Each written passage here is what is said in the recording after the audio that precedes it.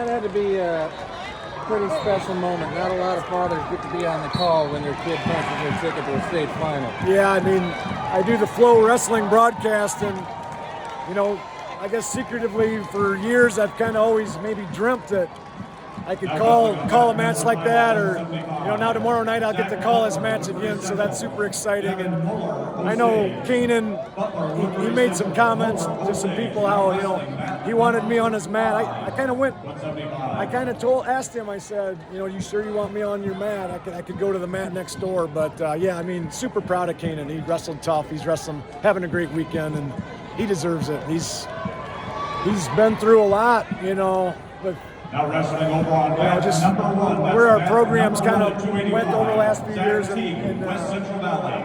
he's really been gritty and tough this weekend. I'm just super proud of him. Well, now wrestling correction at number number 2. So I didn't hear the broadcast. Yeah. I want to know how you reacted when that whistle blew. Well, I was pretty calm for most of the match, and then he caught him on his back and caught him in that headlock.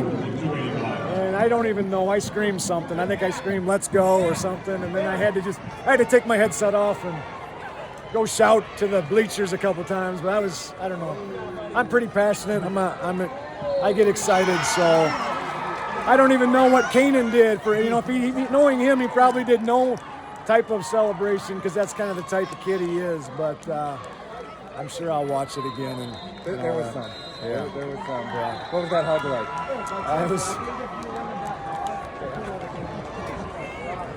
It meant a lot. I mean, he's got one more though. His goal is to win state. So, but getting him there and being in that match, there's nothing that beats that. There's nothing that beats that. So.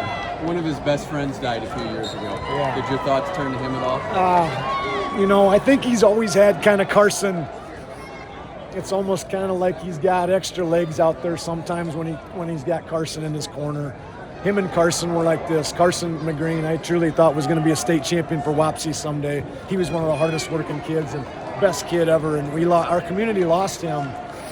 That was hard, so hard at that time.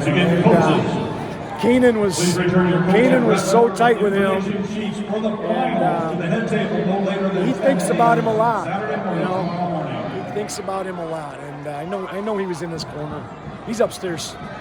He's upstairs looking down with a smile for sure right now. So.